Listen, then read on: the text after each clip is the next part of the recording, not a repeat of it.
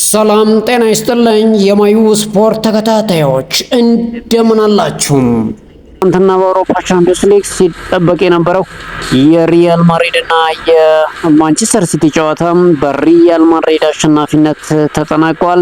ፒኤስጂም ቼልሲን አፈራርሶታል። 8-2 በድምር ውጤት በማሸነፍ 8ቱን ተቀላቅሏል። ሪሞንታዳ በቦዶ ግልሚትና ስፖርቲንግ ጨዋታ ተመልክተናል። አርሰናል ድል ቀንቶታል።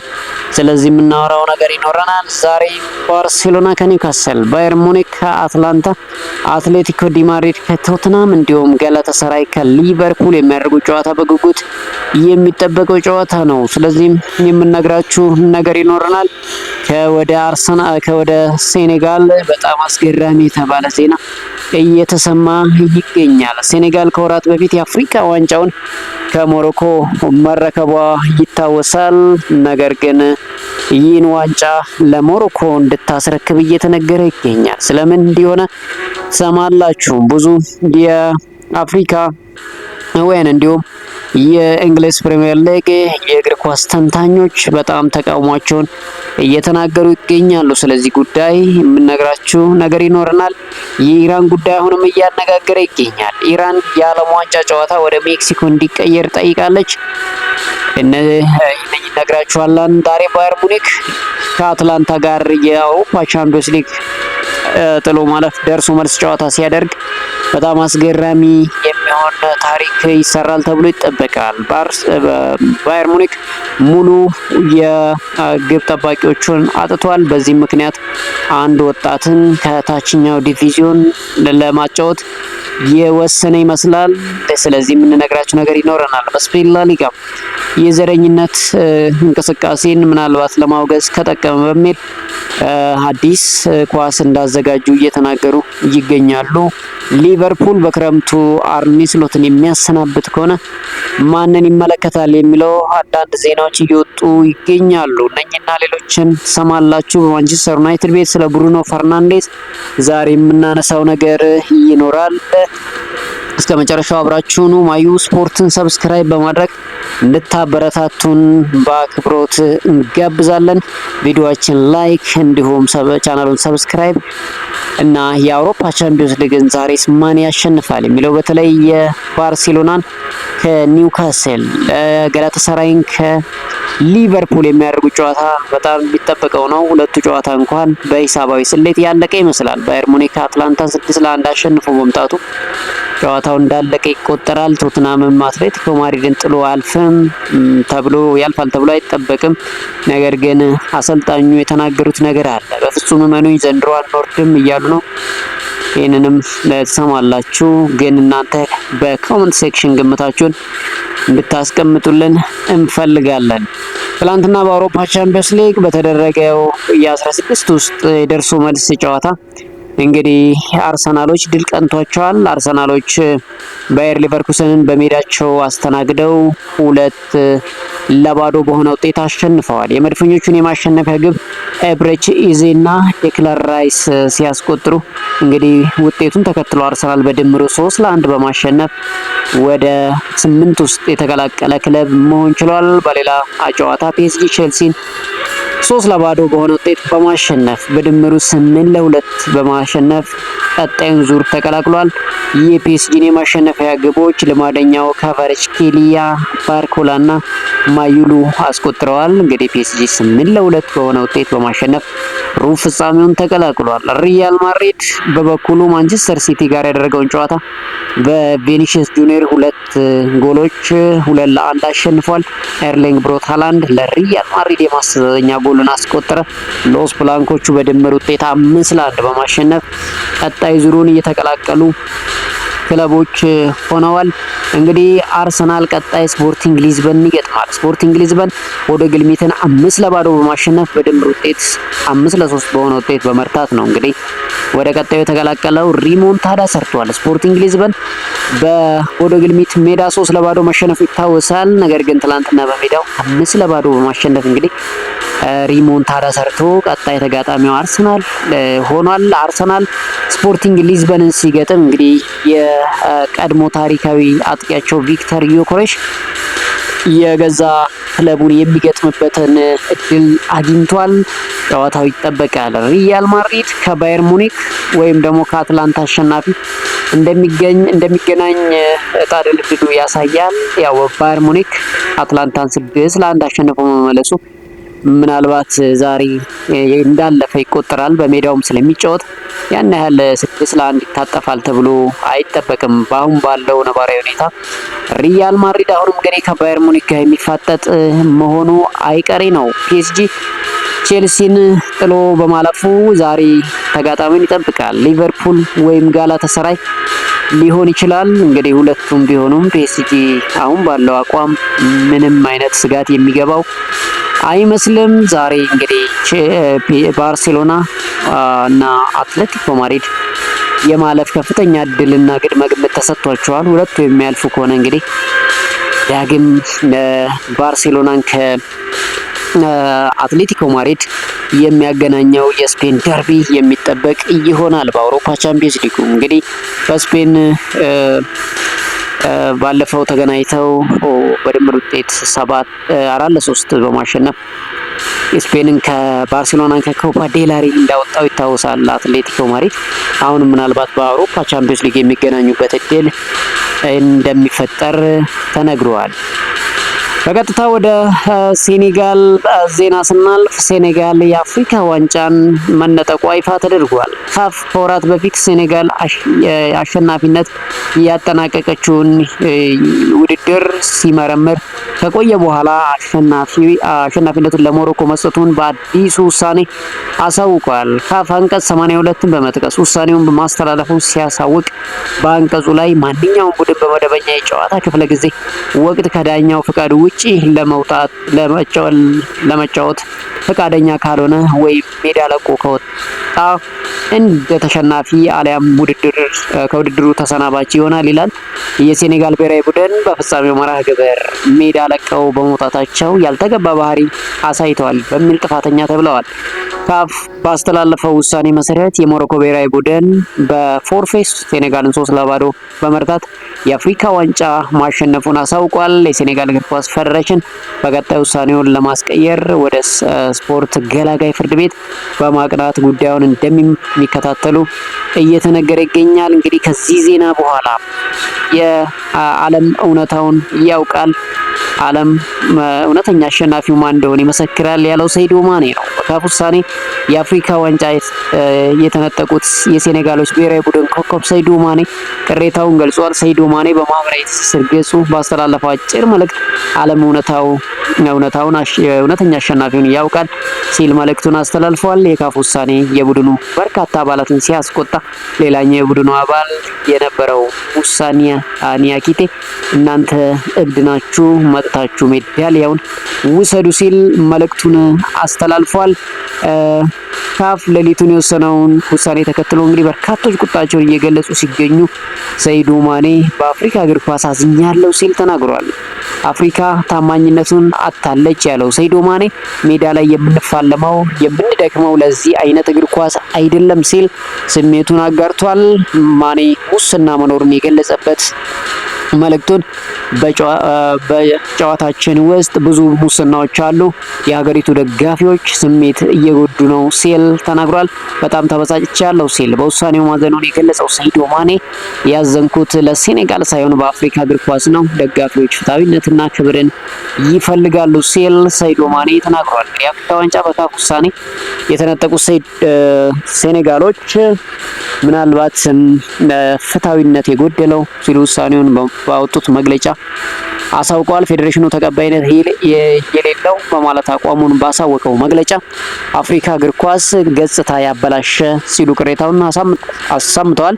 የሴኔጋል እግር ኳስ ፌዴሬሽን ጉዳዩን ወደ የዓለም አቀፍ እግር ኳስ ፍርድ ቤት ካስ በአፋጣኝ እንደሚወስዱት ገልጸዋል። እንግዲህ በስፖርት ተንታኝነት እየሰራ የሚገኘው የቀድሞ ተጫዋች ጄሚ ካራገር ካፍን ውሳኔ አምባገነን ሲል ገልጾታል። ቀልድ መሆን አለበት ሲል የተደመጠው ካራገር በአውሮፓ ታላላቅ ውድድሮች ላይ ይህን አትመለከቱም ሲል ለካፍ ያለውን ቅሬታ ተናግሯል። ካራገር በተጨማሪም በውሳኔው ላይ ይህ እግር ኳሳዊ ነው ሲል ጥያቄ ሲያነሳ ይሄ የአምባገነኖች ጨዋታ ነው ሲል ምላሹን ሰጥቷል።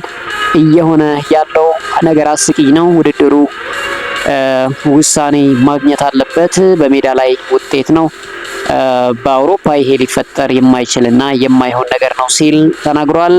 የቀድሞ ተጫዋች ፓትሪክ ኤቭራ በበኩሉ የአፍሪካ ዋንጫ ለሞሮኮ መሰጠቱ ለውድድሩ ውርደት ነው ሲል ተችቶታል። ትክክለኛ አሸናፊ ሴኔጋል ነች ያለው ኤቭራ ይህ ለአፍሪካ እግር ኳስ ውርደት ነው፣ ያሳፍራል ሲል ውሳኔውን ተቃውሟል። የዜናው መልእክት ሲደርሰው የአፕሪል ቀልድ መስሎት እንደነበር ፓትሪክ ኤቭራ ገልጿል። የአፍሪካ ዋንጫ ውድድር አሁን ሙሉ ተቀባይነቱን አጥቷል ሲል ፓትሪክ ኤቭራ ጨምሮ ተናግሯል። በእግር ኳስ እንደዚህ አይነት ነገሮች መቆም አለባቸው። ምክንያቱም እንደዚህ አይነት ነገሮች ከዚህ በኋላ በእግር ኳስ እንዳላይ ያደርጉኛል ሲል ተናግሯል። እንግዲህ ዋንጫው ከሴኔጋል አይወጣም ሲል አብዱላሂ ሶህ ይናገራል። የሴኔጋል እግር ኳስ ፌዴሬሽን ዋና ጸሐፊ አብዱላሂ ሶህ ካፍ በሙስና የተዘፈቀ ነው ሲል ተቃውሞን ገልጿል። ከውሳኔው በኋላ ለመላው ዓለም የተነሳው ቁጣ የውሳኔውን ኢፍትሐዊነት ያረጋገጠ ነው ሲል ጨምሮ ተናግሯል። ትላንት ችግራችን ገና አላበቃም ያሉት አብዱላሂ ሶህ ይህንን ለመላው የሴኔጋል ሕዝብ አረጋግጥላቸዋለሁ ሲል ተናግሯል። ሴኔጋል እንግዲህ አሸናፊ ነች፣ እውነት አላት የሚሉት ዋና ጸሐፊው ዋንጫው ከሀገር ለቆ አይወጣም ሲል ተደምጧል። እንግዲህ ይህ ጉዳይ ምን ይበጀዋል የሚለው እንግዲህ ሰሞኑን የምንመለከተው ይሆናል። ግን አስገራሚ መሆኑ በጣም ለብዙዎቻችን አስደንጋጭም እንዲሁም ደግሞ የአፍሪካ እግር ኳስን የሚያስተች ሁኔታ መሆኑ ምንም ጥርጥር የለውም። ምክንያቱም እስከዛሬ ቆይቶ ዛሬ ላይ እንደገና በአዲስ ተነስቶ ይሄ ነገር መውጣቱ ትንሽ ግራ የሚያጋባ ነገር ይመስላል። ለማንኛውም እንግዲህ ለካስ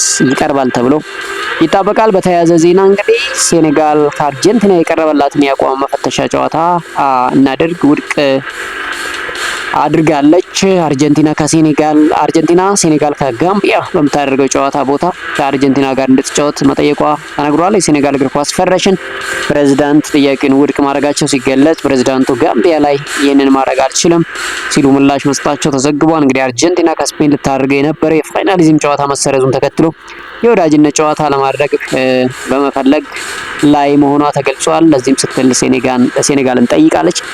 ነገር ግን ሴኔጋል ይህን ነገር ውድቅ ማድረጓ ተነግሯል።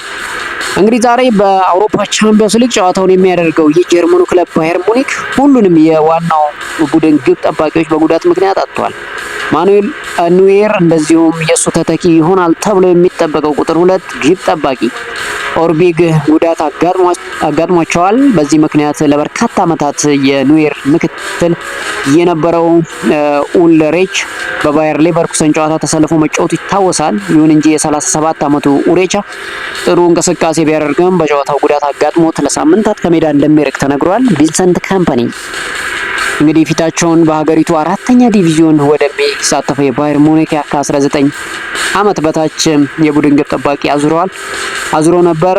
አሁን ላይ የ19 ዓመቱ በታች ቡድን የመጀመሪያ ግብ ጠባቂ ጉዳት እንዳጋጠመው ተገልጿል። በዚህም ምክንያት ባየር ሙኒክ ዛሬ ምሽት የ16 ዓመቱን የኒውዮርክ ተወላጅ ግብ ጠባቂ ፕሬስኮት ሊያሰልፍ እንደሚችል እየተነገረ ይገኛል። ከዚህ በፊት ለዋና ቡድን ተሰልፎ የማያውቀው ታዳጊ የክለቡ የግብ ጠባቂ ጉዳት ቀውስ ትልቅ እድል ይዞለት እንደመጣ እየተነገረ ይገኛል። ሌናርድ ፕሬስኮት ዛሬ ምሽት የሚሰለፍ ከሆነ በእድሜ ትንሹ የባየር ሙኒክ ግብ ጠባቂ በመሆን ክብረ ወሰን እንደሚሰብር እና ክብረ ወሰን እንደሚይዝ እየተነገረ ይገኛል። ለማንኛውም ምሽት ላይ የምንመለከተው ነገር ይኖራል። የስፔን ላሊጋ የተለየ የመጫወቻ ኳስ ማዘጋጀቱን አሳውቋል። ላሊጋው በተደጋጋሚ እየደረሰ የሚገኝ የዘረኝነትን ጥቃት ለመቃወም በማሰብ አዲስ ኳስ እንዳዘጋጀ ገልጿል። ኳሱ ላይ የዘረኝነት ጥቃትን እንቃወማለን የሚል ጽሑፍ ሰፍሮበታል። በቀጣይ ሳምንት በሚደረገው የስፔን ላሊጋ መርሃ ግብሮች ላይ ይህ የመጫወቻ ኳስ አገልግሎት ላይ ይውላል ተብሎ እንደሚጠበቅ ተነግሯል። እንግዲህ በተያያዘ ዜና ወደ ባርሴሎና እናመራለን። የባርሴሎናው አሰልጣኝ ሃንሲ ዲተር ፍሊክ ውሉን ሊያራዝም እንደሚችል እየተነገረ ይገኛል።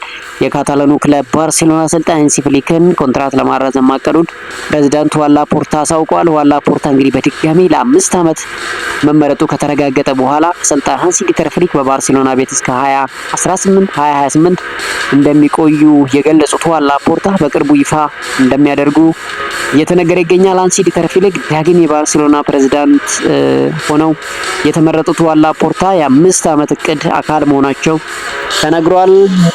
ሃንሲ ፍሊክም እንግዲህ በአንጻሩ ባርሴሎና የመጨረሻ የስራዬን የማቆምበት ቦታ ነው ሲሉ መናገራቸው ይታወሳል። ምናልባት ለቀጣይ ውላቸውን የሚያራዝሙ ይሆናል።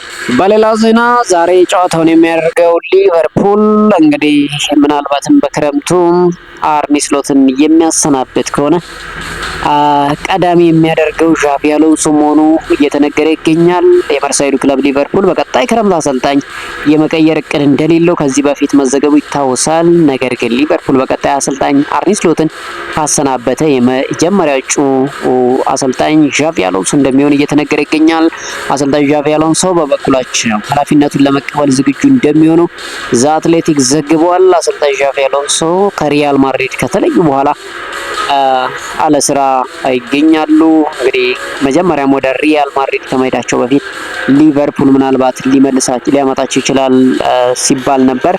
በኋላ ላይ ወደ ሪያል ማድሪድ አመሩ። አሁን ላይ ምናልባት አርኔ ስሎትን ሊቨርፑል የሚያሰናብት ከሆነ እኚህን አሰልጣኝ እንደሚመለከት እየተነገረ ይገኛል።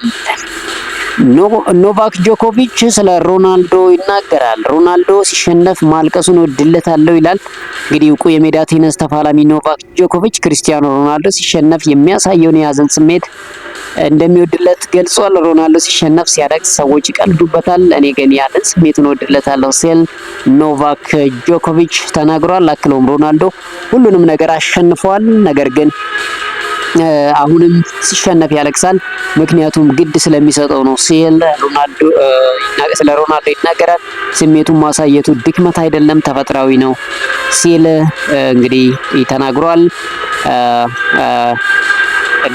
ኖቫክ ጆኮቪች እንግዲህ ለሮናልዶ ያለውን አድናቆት የገለጸበትን አስተያየት ሰጥተዋል። ዛሬ ጨዋታውን የሚያደርገው ቶትናም አሰልጣኝ ኢጎር ቱዶር እንደማንወርድ እርግጠኛ ነኝ እያሉ ይገኛሉ። የቶትናም ዋና አሰልጣኝ ኢጎር ቱዶር ቡድናቸው ዛሬ ጨዋታውን መቀልበስ እንደሚችል ማመን አለበት ሲሉ አሳስበዋል። ስለ ቡድኑ የሊጉ ደረጃ የተጠየቁት አሰልጣኙ ወደ ቻምፒዮንሺፕ እንደማንወርድ በጣም እርግጠኛ ነኝ ሲሉ ተናግረዋል። ስለ ዛሬው ጨዋታ እያነሱት አሰልጣኙ ውጤቱን መቀልበስ ከባድ ነው ያሉ ሲሆን ነገር ግን የማይቻል አይደለም ብለዋል። ማድረግ እንደምንችል ማመን አለብን። ዋናው ነገር እሱ ነው። ዛሬ ጥሩ ነገር ማድረግ እንደምንችልና አትሌቲኮ ማድሪድ ከኛ እንደማይበልጥ ለማሳየት ጥሩ ድል ነው ሲሉ ኢጎር ቱዶር ተናግረዋል። እንግዲህ ባለፈው በግብ ጠባቂ ምርጫቸው ዋጋ እንደከፈሉ ይታወሳል። 5-2 ተሸንፈው ነው የተመለሱት። ምናልባት ዛሬ ያንን ውጤት እንኳን ቀልብሰው ያልፋሉ ባይባልም ቢያንስ በሜዳቸው ድል ማድረጉ ለነሱም መልካም ዜና ሊሆን ይችላል። ለማንኛውም ምሽት ላይ ጨዋታው ይጠበቃል። ትላንት ጨዋታውን ያደረገው ቼልሲ የመሃል ሜዳ ሞተር ኢንዞ ፈርናንዴዝ ስለቆይታው አሁን ላይ ምንም የምነግራችሁ ነገር ሲል ተናግሯል። የቼልሲ የመሃል ሜዳ ተጫዋች ኢንዞ ፈርናንዴዝ በወደፊት ቆይታው እርግጠኛ አለመሆኑን ተናግሯል። በቼልሲ ስለሚኖር የወደፊት ቆይታ የተጠየቀው ኢንዞ ፈርናንዴዝ አላውቅም ሲል ምላሽ ሰጥቷል። በቀጣይ የሊጉ እንዲሁም የኤፍኤ ካፕና ዓለም ዋንጫ ላይ እንደሚያተኩር የገለጸው ተጫዋቹ ከዛ በኋላ የሚፈጠረው እናያለን ብሏል። ኢንዞ ፈርናንዴዝ ስሙ ከሪያል ማድሪድ እና ከፒኤስጂ ከመሳሰሉ ክለቦች ጋር ተያይዟል። እንግዲህ ኢንዞ ፈርናንዴዝ በቼልሲ ቤት አዲስ ውሉም ገና ነው። እንግዲህ ይቆያል ወይስ ደግሞ አዲስ ነገር ይፈጠራል የሚለው የሚጠበቀው ነገር ነው። ሌላ በመጨረሻ የምናገኘው እስኪ የብሩኖ ፈርናንዴዝን ጉዳይ ነው። እንግዲህ ብሩኖ ፈርናንዴዝ በማንቸስተር ዩናይትድ ቤት ድንቅ እንቅስቃሴ እያደረገ ይገኛል። ብሩኖ ፈርናንዴዝ ምናልባት በዚህ ዓመት ማንቸስተር ዩናይትድ በአውሮፓ ቻምፒዮንስ ሊግ የሚሳተፍበትን እድል የሚያገኝ ከሆነ ምናልባት ብሩኖ ፈርናንዴዝ የዓመቱ ምርጥ ተጫዋች ሊሆን ይችላል እያሉ ግምቶች እየወጡ ይገኛል። ምክንያቱም ማንቸስተር ዩናይትድ ምንም ዋንጫ ባያገኝም እንኳን ብሩኖ ፈርናንዴዝ እያደረገ ያለው እንቅስቃሴ የትኛውም ተጫዋች እያደረገው ካለው እንቅስቃሴ የተሻለ እንደሆነ እየተነገረለት ይገኛል። ካሁን ፊት አንድ ክለብ ዋንጫ ሳይበላ ተጫዋቹ ምርጥ የተባለበት ዓመት ነበረ ወይ ሲባል ብዙ ማሳያዎችን ይጠቅሳሉ። በ2019-20 ላይ ኬቨን ዴ ብሩይነ የዓመቱ ምርጥ ተጫዋች ተብሎ ሲሸለም ዋንጫውን የበላው ሊቨርፑል ነበር። ሙሐመድ ሳላህ በ2017-18 የዓመቱ ምርጥ ተጫዋች ሲባል እንግዲህ ማንቸስተር ሲቲ ዋንጫውን አሸንፏል። ሉዊስ ሱዋሬዝ በ2013-14 የፕሪሚየር ሊጉ ምርጥ ተጫዋች ሲባል ማንቸስተር ሲቲ የዋንጫው ባለቤት ነበር። ጋሪዝ ቤል በ2012-13 ማንቸስተር ዩናይትድ ዋንጫውን ሲበላ እሱ በቶትናም ቤት ነበር። ነገር ግን የፕሪሚየር ሊጉ የዓመቱ ምርጥ ተጫዋች ተብሏል። ቴሪ ዳንኤል ራኒ ቼልሲ ዋንጫውን በበላበትና አርሰናል አራተኛ ይዞ ባጠናቀቀበት ጊዜ በ2015-16 የፕሪሚየር ሊጉ ምርጥ ተጫዋች ተብሎ ተሸልሞ ያውቃል። ስለዚህ ብሩኖ ፈርናንዴዝ ምናልባት ዘንድሮ ከሚያደርገው እንቅስቃሴ አንጻር በተለይ የቴሪ ዳንኤል ራኒን በዓመት ውስጥ የ20 ጎል ተሳትፎን ሪከርድ ከሰበረ ምናልባት ብሩኖ ፈርናንዴዝ የዓመቱ ምርጥ ሽልማትን ይወስዳል እያሉ ይገኛሉ። መጨረሻው ምን ይሆናል የሚለው በጉጉት ይጠበቃል። ሌላው በማንቸስተር ዩናይትድ ቤት በጣም እየተወራ ያለው የሳንድሮ ቶናሊ ጉዳይ ነው። ሳንድሮ ቶናሊ ከኒውካስል ዩናይትድ ለቆ ምናልባት ማንቸስተር ዩናይትድን ወይም ማንቸስተር ሲቲ አሊያም አርሰናልን በክረምቱ ሊቀላቀል እንደሚችል የወኪሉም ፍንጭ የሰጠበት ዘገባ ካሁን ፊት መስራታችን ይታወሳል። አሁንም የሳንድሮ ቶናሊ ጉዳይ ከማንቸስተር ዩናይትድ ጋር እየተያዘ ይገኛል። እንግዲህ ለማንኛውም ምን ይፈጠራል የሚለው ሌላው የምንጠብቀው ጉዳይ ነው። የካስሜሮ ጉዳይ እያነጋገረ ይገኛል። ካስሜሮ በማንቸስተር ዩናይትድ ቤት ለቀጣይ ቢያንስ 1 ዓመት ቢቆይ የተሻለ ነው እየተባለ ይገኛል። መጨረሻው ምን ይሆናል የሚለው ይጠበቃል። ማንቸስተር ዩናይትድ የሱን ደሞዝ መክፈል አይፈልግም። ካስሜሮን ደሞዙን ቀንሶ በማንቸስተር ዩናይትድ ቤት ይቆያል ወይስ ደግሞ የሚለው በጉጉት የሚጠበቀው ሌላኛው ዜና ነው። እንግዲህ ይሄም በማንቸስተር ዩናይትድ ቤት የሚነሳው ነገር ነው። ለማንኛውም ብሩኖ ፈርናንዴዝ፣ ካርሎስ ካስሜሮ በዚህ ዓመት በማንቸስተር ዩናይትድ ቤት ድንቅ እንቅስቃሴ እያደረጉ ይገኛሉ። መጨረሻው እንግዲህ የካስሜሮ ጉዳይና የብሩኖ ፈርናንዴዝ ምናልባት የዓመቱ ምርጥ የመሆን ጉዳይ ምን ይሆናል የሚለው የሚጠበቅ ይሆናል። የማንቸስተር ዩናይትዱ መሀል ሜዳ ሞተርስ ብሩኖ ፈርናንዴዝ ግን እያደረገ ያለው እንቅስቃሴ በጣም አስገራሚ ተብሎለታል። በጣም በትንሽ ጨዋታዎች በ100 የጎል ተሳትፎ ላይ ለመድረስ ጥቂት ጎሎች ብቻ የጎል ተሳትፎ ብቻ ይቀሩታል። ምናልባትም ከክሪስቲያኖ ሮናልዶና ከሜሲም በተሻለ በትንሽ ጨዋታ የ100 ጎል ተሳትፎ ላይ ያደርጋል ተብሎ እየተጠበቀ ይገኛል። ለማንኛውም መጨረሻው ምን ይሆናል የሚለው በጉጉት ይጠበቃል። ታዲያ ዛሬ የሚደረጉ ጨዋታዎችን እናስታውሳችሁና የዛሬ ዜናችን እናብቅ። ዛሬ 2:45 ሲል ባርሴሎና በሜዳው ኒውካስል የሚያስተናግድበት ጨዋታ ይጠበቃል። ምሽት 5 ሰዓት ላይ ሲል ግን ባየር ሙኒክ ከአትላንታ፣ ቶትናም ከአትሌቲኮ ማድሪድ እንዲሁም ጋላታሳራይ ከሊቨርፑል የሚያደርጉት ጨዋታ በጉጉት ይጠበቃል። የነኝ ጨዋታዎች ውጤት በኮሜንት ሴክሽን አጋሩን። ቻናሉ ሰብስክራይብ፣ ቪዲዮአችን ላይክ አድርጉ። ለሚደግፉ ክለብ ግን መልካም እድል እመኛለሁ። መልካም